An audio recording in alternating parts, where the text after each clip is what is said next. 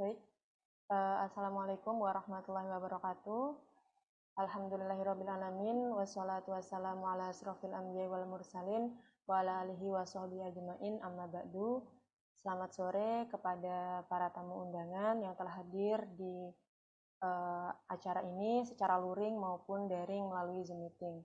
Alhamdulillah dengan izin Allah pada sore hari ini kita dapat berkumpul dan semoga bisa menjadi amal soleh untuk kita semua. Amin amin ya rabbal alamin. Pertama-tama saya ingin mengucapkan terima kasih kepada Sekolah Islam Terpadu Bina Cendekia Mandiri Entrepreneur School, lebih khusus lagi kepada Pak Kiman selaku pemimpin yayasan dan juga selaku pembina Himawipa atau Himpunan Mahasiswa Wirausaha Pasca Sarjana IPB yang sebelumnya telah mempersiapkan acara pada hari ini dan juga telah memberikan kesempatan untuk Himawipa menyampaikan sedikit materi terkait dengan menjadi wirausaha yang berakhlak mulia sesuai dengan syariat Islam. Next, Mbak.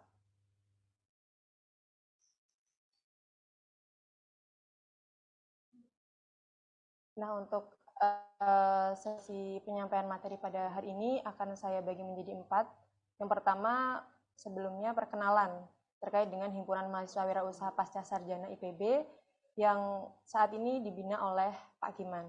Kemudian masuk ke materi etika bisnis Islam, kemudian tauladan Rasulullah sebagai entrepreneur, kemudian penutup.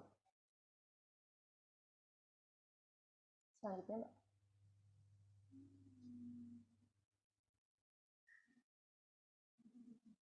Sebelum ke perkenalan terkait dengan Himpunan Mahasiswa Wirausaha Pasca Sarjana, izinkan saya untuk memperkenalkan diri. Nama saya Karimatunisa dan saat ini diamanahkan sebagai Ketua Umum Himpunan Mahasiswa Wirausaha Pasca Sarjana IPB. Di mana Himpunan Mahasiswa Wirausaha Pasca Sarjana IPB atau kita sebut sebagai Himawipa ini mulai terbentuk pada tahun 2013 akhir, tepatnya 30 Desember, yang mana diinisiasi oleh teman-teman pasca yang memiliki ketertarikan di bidang wirausaha. Karena seperti kita ketahui, semakin berkembangnya zaman, kita tidak hanya dituntut untuk ahli di bidang akademisi saja, tetapi harus memiliki kompetensi lain dan salah satunya adalah di bidang wirausaha. Di Himawipa sendiri, setiap periodenya memiliki program kerja, yang mana di sini saya rangkum menjadi 3 program kerja besar. Yang pertama adalah usaha bersama, di mana usaha bersama ini menjadi wadah untuk teman-teman pasca sarjana, khususnya Himawipa, untuk berkreasi, untuk mengekspresikan dalam praktek usaha.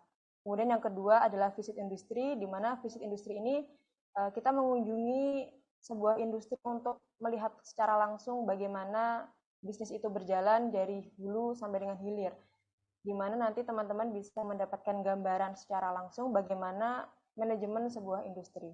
Kemudian yang ketiga adalah seminar kewirausahaan. Ini adalah program kerja yang juga dilakukan rutin setiap tahunnya dan tujuannya untuk menambah wawasan di bidang kewirausahaan. 3 proker ini saling berkesinambungan yang mana visit industri dan juga seminar kewirausahaan ini harapannya bisa menunjang teman-teman dari pasca sarjana IPB, terutama Himawipa, untuk berkreasi dalam program kerja usaha bersama. Next, Mbak. Nah, mungkin itu sekilas terkait dengan Himpunan Mahasiswa Usaha Pasca Sarjana yang dibina oleh Pak Kiman.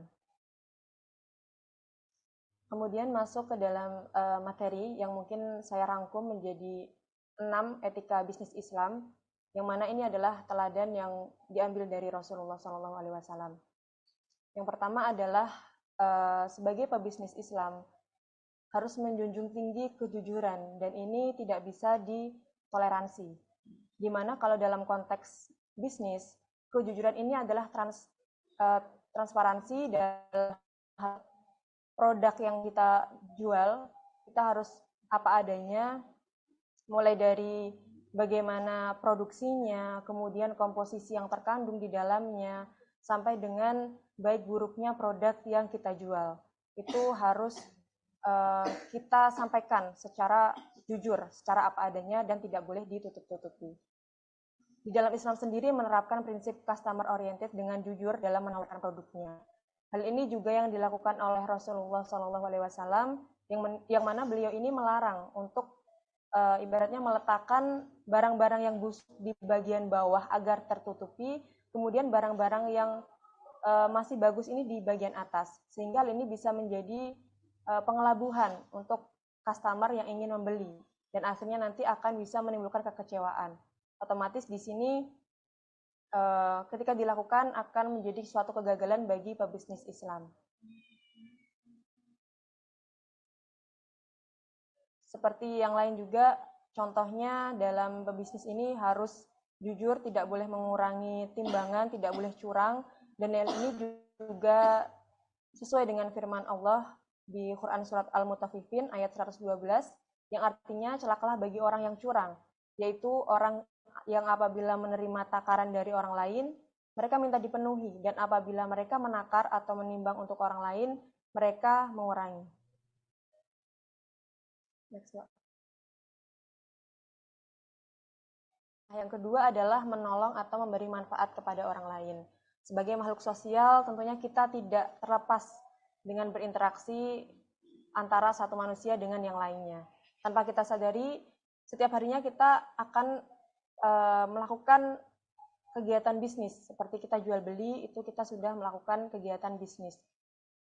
Di mana di dalam Islam ini, bisnis ini diharapkan tidak hanya sekedar mendapatkan profit, tapi bagaimana juga memberikan benefit. Karena di Islam ini sudah diatur dalam syariat-syariat muamalah, dan harapannya nanti tidak sesuai atau tidak sama dengan ekonomi kapitalis yang hanya mementingkan keuntungan semata.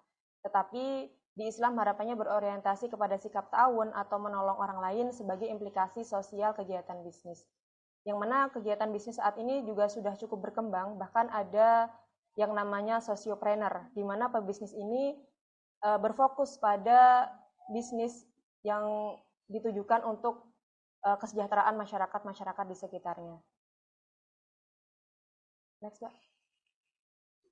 Kemudian yang ketiga adalah tidak menjelekkan bisnis orang lain. Di dalam Islam, ketika menjelekkan bisnis orang lain agar orang membeli kepadanya merupakan perilaku yang bertentangan dengan prinsip-prinsip muamalah dalam Islam. Islam memperbolehkan untuk berlomba-lomba dalam kebaikan, tapi tidak memperbolehkan dalam menjatuhkan.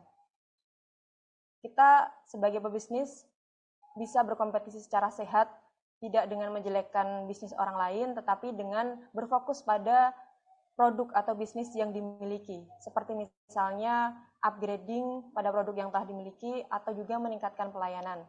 Seperti itu yang bisa dilakukan dan diperbolehkan menurut Islam.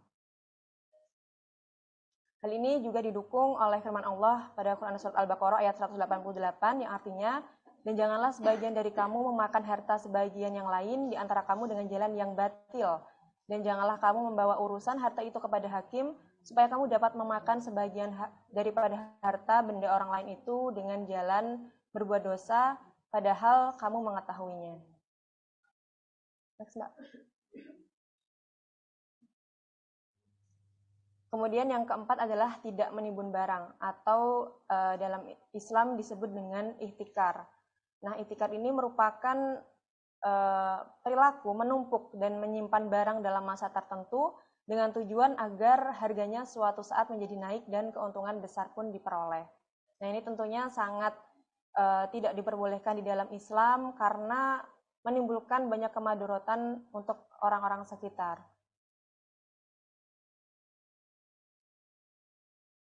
Dalam Islam, bisnis dan berdagang ini dianggap sebagai sarana untuk mencari ridha Allah Subhanahu wa taala, bukan sebagai sarana untuk mencari keuntungan semata. Oleh karena itu, diharapkan para praktisi pebisnis dalam Islam ini memiliki etika dan juga moral yang tinggi, sehingga tidak sampai untuk melakukan ihtikar dengan tujuan hanya untuk mendapatkan keuntungan semata, yang mana hal ini akan ditentang oleh Allah Subhanahu wa taala dan akan mengurangi keberkahan dalam rezeki atau harta yang nantinya kita dapatkan dari bisnis tersebut.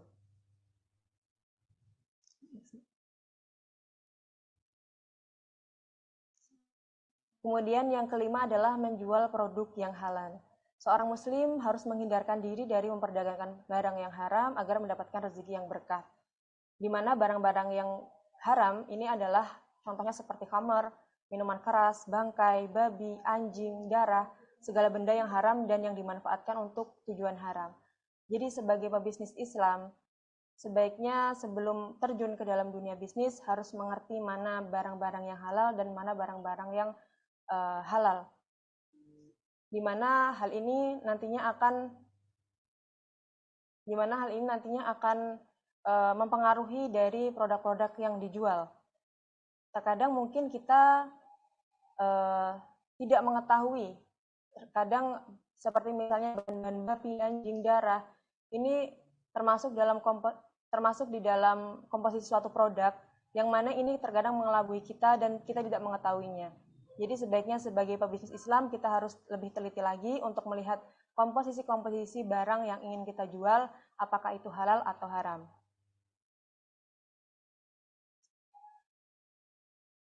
Kemudian yang keenam adalah membayar upah karyawan, di mana hal ini merupakan salah satu kewajiban pengusaha yang harus dilaksanakan dengan segera.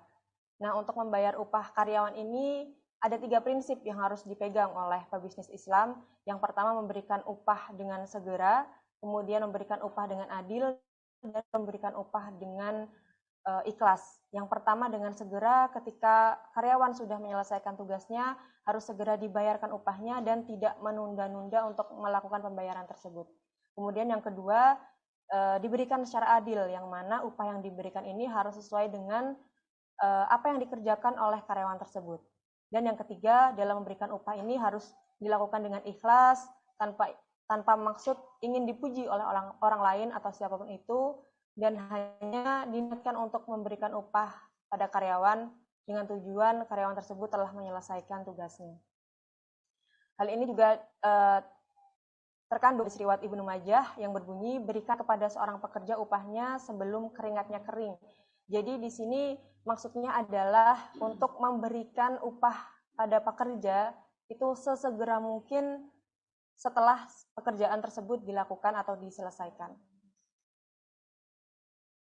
Next, Mbak.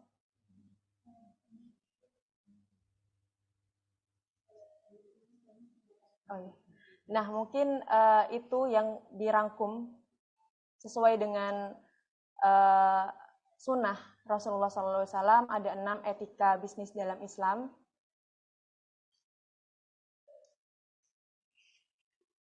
Yang pertama tadi adalah kejujuran, kemudian menolong atau memberi manfaat kepada orang lain, tidak menjelekkan bisnis orang lain, kemudian tidak menimbun barang, kemudian menjual produk-produk yang halal, dan membayar upah karyawan.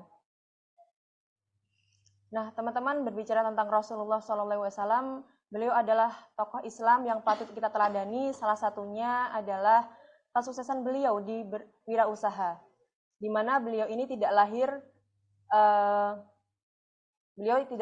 di keluarga yang kaya, tetapi beliau ini sangat mandiri, di mana pada umur 6 tahun beliau telah menjadi yatim piatu, kemudian beliau diasuh oleh kakeknya, dan di umur 8 tahun Nabi Muhammad ini diasuh oleh pamannya Abu Thalib, kemudian beliau bekerja bersama pamannya hingga akhirnya pada umur 17 tahun, berkat beliau mengikuti pamannya kesana kemari untuk berdagang, akhirnya beliau bisa mandiri di umur 17 tahun, yang mana pada saat itu beliau menjadi wirausaha yang cukup masyhur atau yang cukup besar, dan perdagangannya ini sudah sampai keluar daerah, atau yang bisa kita sebut saat ini bahasa kerennya itu adalah beliau sudah melakukan ekspor impor perdagangan di umur 17 tahun.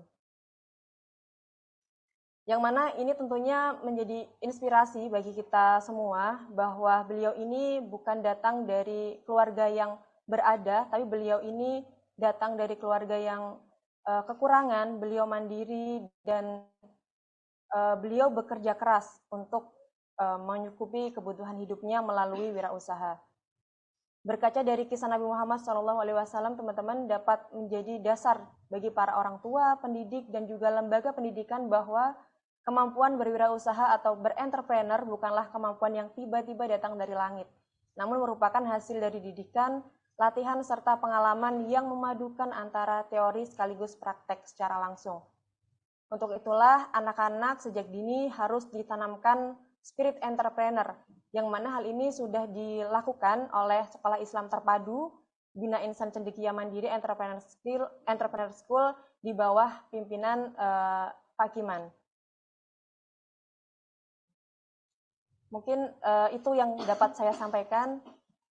Semoga dapat bermanfaat dan jika ada khasanah ilmu yang kurang tepat mohon dibenarkan.